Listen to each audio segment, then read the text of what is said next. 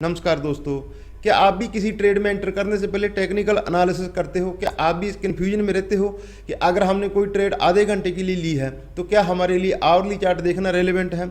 अगर आपने कोई ट्रेड 2 से 3 घंटे के लिए ली है तो क्या आपके लिए डेली चार्ट देखना रेलेवेंट है? जी हाँ दोस्तों, बिल्कुल रेलेवेंट है। आज के इस एपिसोड में हम लोग समझेंगे क्यों हमारा चाहे टाइम फ्रेम कोई भी हो, चाहे हमने कोई भी ट्रेड कितने भी समय के लिए क्यों ना ली हो, क्यों हमारे लिए हर प्रकार के टाइम फ्रेम पे चार्ट्स को समझना जरूरी होता है। इस वीडियो में हम लोग समझेंगे दोस्तों कि हिस्टोरिकल प्राइस एक्शन क्यों इंपॉर्टेंट होता है आज की ट्रेड हमारे लिए, चाहे उसको कितने भी समय के लिए ली है। तो आपसे निवेदन है दोस्तों, वीडियो पूरा देखें। कोर्स कंटेंट प्रेजेंटेशन अच्छा लगे तो वीडियो लाइक और चैनल को जरूर सब्सक्राइब करना।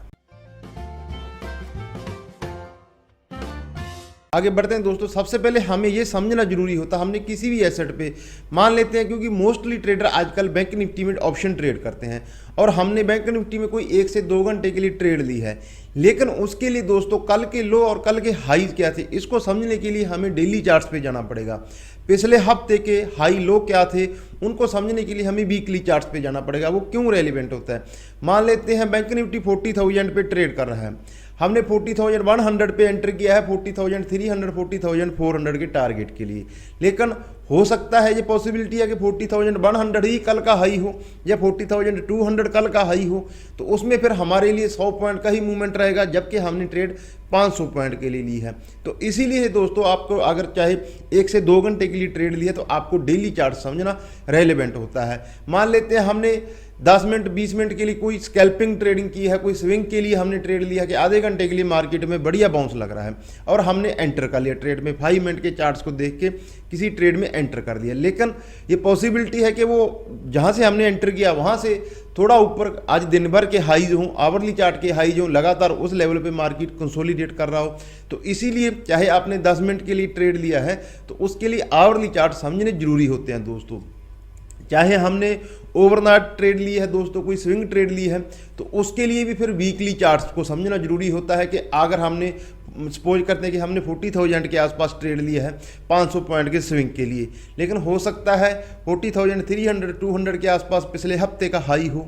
तो इसीलिए आपको हर प्रकार के टाइम फ्रेम को समझना जरूरी होता है, ये आपके दिमाग में होना चाहिए। अगर आपने स्विंग ट्रेडिंग ली है ओवरनाइट पोजीशन रखने के लिए, तो कल के हाईज क्या हैं, लोज क्या हैं, पिछले हफ्ते के हाईज क्या हैं, लोज क्या हैं, इस हफ्ते की वीकली हाईज क्या हैं, लोज क्या हैं। अगर आपने दिन के लिए कोई ट्रेड लिया है 5 मिनट के लिए, 5 मिनट के टाइम फ्रेम पे, 1 घंटे के टाइम फ्रेम पे, तो फिर आपको डे हाई आज का और कल का ये सब चीज़ें डे हाई और डे लो पता होने चाहिए।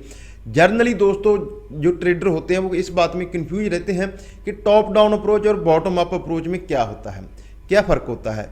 दोस्तों जो टॉप डाउन अप्रोच होती है उससे सबसे पहले हम लोग जब भी ट्रेडिंग के लिए चार्ट्स एनालाइज करते हैं तो पहले हम लोग देखते हैं लंबे टाइम फ्रेम के चार्ट्स। मान लेते हैं हमने बैंक निफ्टी को एनालाइज करना है, बैंक निफ्टी में हमें कोई लॉन्ग साइड की ट्रेड लेनी है, तो उससे पहले हमें सबसे पहले वीकली चार्ट्स पे जाना होगा।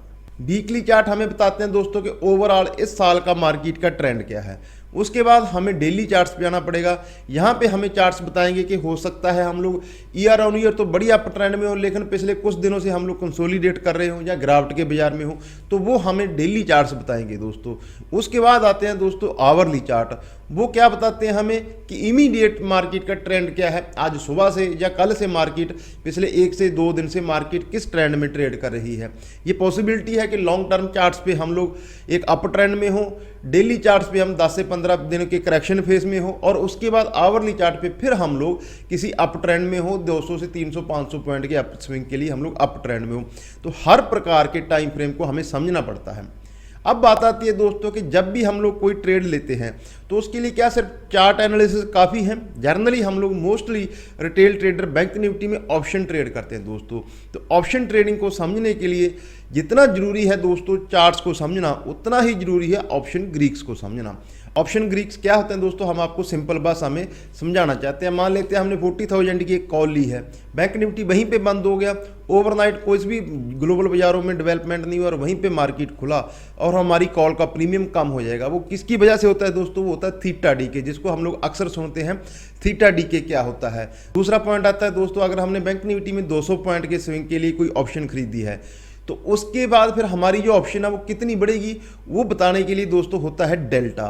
उसके बाद आता है दोस्तों वेगा, गामा, रो, ये सब चीज़ें, ओपन इंटरेस्ट, पीस पुट कॉल रेशो क्या है, इन सब चीज़ों को समझने के लिए दोस्तों हमें ऑप्शन ग्रीक्स की जरूरत पड़ती है। ऑप्शन ग्रीक्स को दोस्तों सिंपल और आसान भाषा में सिंपलीफाई करता है दोस्तों धन।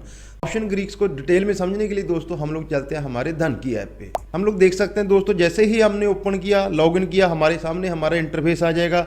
जैसे ही हमने ऑप्शंस पे क्लिक किया दोस्तों, तो जो अभी करंटली स्ट्राइक्स चल रही है, जहाँ पे सबसे ज़्यादा मूवमेंट हो रही है, वो हमारे सामने स्ट्राइक खुल जाएगी। जिसको स्ट्राइक को हमने चेक किया दोस्तों, उसके सामने हमें ऑप्शन ग्रीक्स पे क्लिक करना है। जैसे ही हमने ऑप्शन ग्रीक्स पे क्लिक किया तो हमारे सामने डेल्टा कितना है, थीटा कितना है, वेगा कितना है, रो कितना है, ओपन इंटरेस्ट कितना है, हर चीज़ की पूरी डिटेल आ जाएगी। तो सिर्फ टेक्निकल एनालिसिस ही नहीं, हमें ऑप्शन ग्रीक्स भी मार्केट के बारे में बहुत बढ़िया जानकारी देते हैं।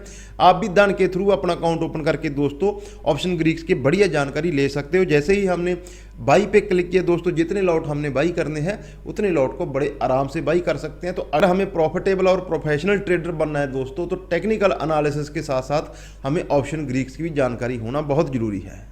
तो हमने दोस्तों सिंपल और आसान भाषा में समझा कि ऑप्शन ग्रीक्स क्या होते हैं, टेक्निकल एनालिसिस में हमें किस प्रकार से टॉप डाउन अप्रोच का इस्तेमाल करना चाहिए। पहले वीकली चार्ट समझना चाहिए, फिर डेली चार्ट समझना चाहिए, फिर आवरली, चाहे हमारा कोई भी टाइम फ्रेम है, लेकिन हमारे ओवरऑल ट्रेंड का पता होना चाहिए।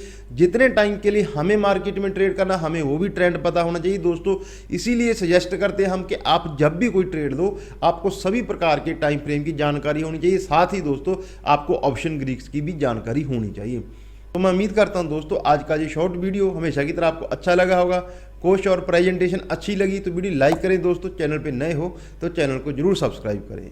अपना और अपनों का ख्याल रखें। नमस्कार दोस्तों।